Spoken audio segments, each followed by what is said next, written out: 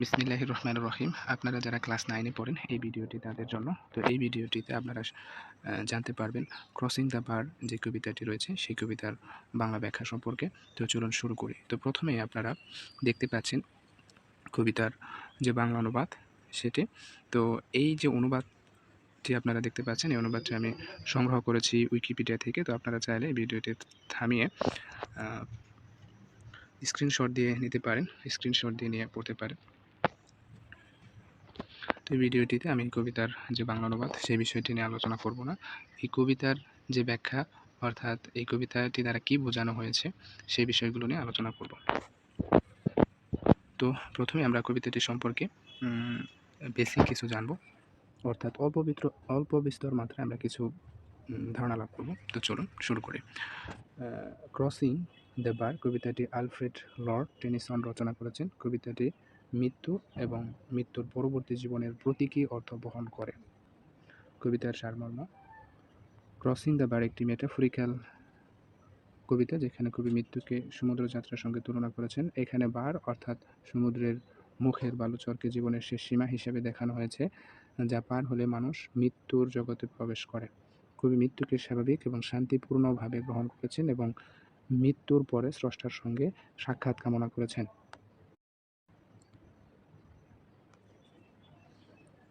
Crossing the বার একটি সুন্দর এবং আবেগপূর্ণ কবিতা যা মৃত্যু ও পরকাল সম্পর্কে আমাদের চিন্তাভাবনাকে উদ্দীপিত করে। তো কবিতার কিছু গুরুত্বপূর্ণ দিক রয়েছে, দেখুন। উপমা: সমুদ্র ভ্রমণের বিবরণ মৃত্যু ও পরকালের সাথে কবির ব্যক্তিগত অভিজ্ঞতাকে তুলে ধরে। তারপরে কিছু প্রতীক রয়েছে এই কবিতায়, তার মধ্যে হচ্ছে পাইলট অন্যতম। দেখুন, এটা হচ্ছে ঈশ্বর, মৃত্যুর দেবদূত বা কবির আত্মার নির্দেশক। আর বার হচ্ছে আপনার মৃত্যুর প্রতীক, সমুদ্র হচ্ছে পরকালের প্রতীক, আর সূর্যাস্ত হচ্ছে মৃত্যুর প্রতীক। ছন্দ ও তাল এবং ভাষা এই দুইটা আপনারা পড়ে নিতে পারেন। ক্রসিং দ্য বার কবিতাটি সাহিত্যের একটি গুরুত্বপূর্ণ অংশ। এটি মৃত্যু ও পরকাল সম্পর্কে একটি চিন্তাশীল ও আবেগপূর্ণ বিবৃতি যা পাঠকদের প্রজন্ম ধরে অনুপ্রাণিত করে আসছে। তো এবার আমরা এই কবিতাটির বিস্তারিত ব্যাখ্যা সম্পর্কে ধারণা লাভ করব। চলুন শুরু করি। প্রথম স্তবক: sunset and evening star and one clear call for me, and may there be no morning of the bar when I put out to sea. তো এই প্রথম স্তবক দ্বারা বোঝানো হচ্ছে যে এখানে সূর্যাস্ত এবং সন্ধ্যার অবসানকে নির্দেশ করছে, যা জীবনের শেষ পর্যায়কে প্রতিনিধিত্ব করে। কবি আশা করেন যখন তিনি যাত্রা শুরু করবেন অর্থাৎ মৃত্যুবরণ করবেন তখন যেন কোনো কষ্ট বা আহাজারি না হয়। দ্বিতীয় স্তবক: But such a tide as moving seems asleep, too full for sound and foam, when that which drew from out the boundless deep turns again home. তো দ্বিতীয় স্তবক দ্বারা বোঝাচ্ছে যে এই স্তবকে কবি এমন একটি জোয়ার বর্ণনা করেছেন যা ধীরে ধীরে এবং শান্তভাবে আসে, যেন এটি ঘুমন্ত। এটি জীবন থেকে মৃত্যুর যাত্রাকে বোঝায়, যা শান্তিপূর্ণ এবং বিশাল সমুদ্রের গভীর থেকে উঠে আসে এবং পুনরায় বাড়িতে ফিরে যায়, যা মৃত্যু এবং মৃত্যুর পরবর্তী জীবনের প্রতীক। তো এরপরে লক্ষ্য করুন তৃতীয় স্তবক: Twilight and evening bell, and after that the dark, and may there be no sadness of farewell when I embark. তো এই স্তবক দ্বারা বোঝাচ্ছে সন্ধ্যার ধ্বনি এবং গোধূলির বর্ণনা দেওয়া হয়েছে। এই স্তবক অর্থাৎ এখানে সন্ধ্যার ধ্বনি এবং গোধূলির বর্ণনা দেওয়া হয়েছে যা মৃত্যু আসন্ন হওয়ার ইঙ্গিত দেয়। খুবই আশা করেন যখন তিনি যাত্রা করবেন তখন যেন বিদায়ের কোনো দুঃখ না থাকে। চতুর্থ স্তবক: For though from out our bourne of time and place the flood may bear me far, I hope to see my pilot face to face when I have crossed the bar. তো এই স্তবক দ্বারা বোঝায় যে কবি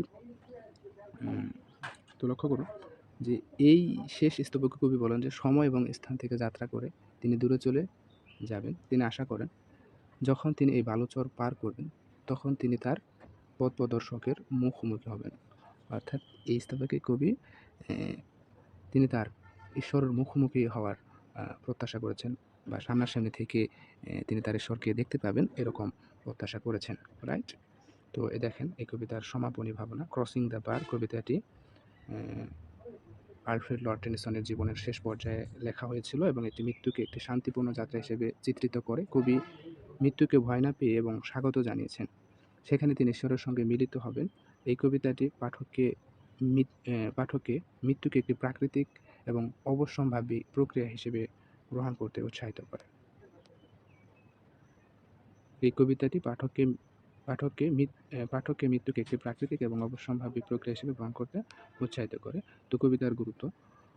crossing the বার কবিতাটি ইংরেজি সাহিত্যের একটি অন্যতম বিখ্যাত এবং গুরুত্বপূর্ণ কবিতা। আলফ্রেড লর্ড টেনিসন এটি তার জীবনের শেষ পর্যায়ে লিখেছেন এবং এটি মৃত্যুর বিষয়ে তার দর্শন এবং দৃষ্টিভঙ্গি প্রকাশ করে। এই কবিতাটি পাঠকদের মধ্যে মৃত্যুর প্রতি একটি শান্তিপূর্ণ ও ইতিবাচক মনোভাব গড়ে তুলতে সাহায্য করে এবং গভীর আধ্যাত্মিক বিশ্বাসের প্রতিফলন ঘটায়।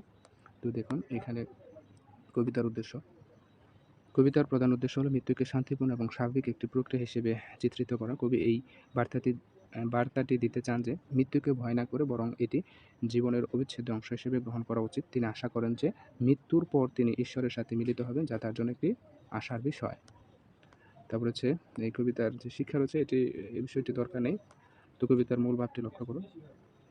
কবিতার মূল ভাব হলো মৃত্যুর প্রতি একটি ইতিবাচক ও শান্তিপূর্ণ দৃষ্টিভঙ্গি। কবি মৃত্যুকে সমুদ্র যাত্রার সঙ্গে তুলনা করেছেন, যেখানে বালুচর পার করা মানে হলো জীবনের শেষ সীমা পার হওয়া। তিনি এই যাত্রাকে ভীতিকর বা দুঃখের কিছু হিসেবে দেখেন না, বরং এটি একটি শান্তিপূর্ণ যাত্রা, যেখানে তিনি তার পথ প্রদর্শকের সাথে মিলিত হবেন, অর্থাৎ ঈশ্বরের সাথে মিলিত হবেন। কবিতাটি মৃত্যু এবং মৃত্যুর পরবর্তী জীবনের বিষয়ে গভীর আধ্যাত্মিক চিন্তার প্রতিফলন ঘটায়। Alfred Lord Tennyson Crossing the Bar কবিতায় ব্যবহৃত বিভিন্ন রূপকের অর্থ চলেন ব্যাখ্যা করা যাক। তো এই কবিতায় যে রূপক রয়েছে তার অর্থগুলো সম্পর্কে এখন আমরা জানবো। দেখুন, সানসেট অ্যান্ড ইভিনিং স্টার এর অর্থ হচ্ছে সূর্যাস্ত এবং সন্ধ্যার তারা জীবনের শেষ পর্যায়ে নির্দেশ করে। এটি জীবনের শেষ এবং মৃত্যুর আগমনের প্রতীক। ক্লিয়ার কল অর্থ হচ্ছে মৃত্যুর আহ্বান। এটি একটি পরিষ্কার, অনিবার্য এবং শান্তিপূর্ণ আহ্বান, যা জীবনের সমাপ্তির দিকে ইঙ্গিত করে। তারপর হচ্ছে বার, সমুদ্রের মুখের বালুচর, যা জীবনের এবং মৃত্যুর মধ্যে সীমারেখা নির্দেশ করে।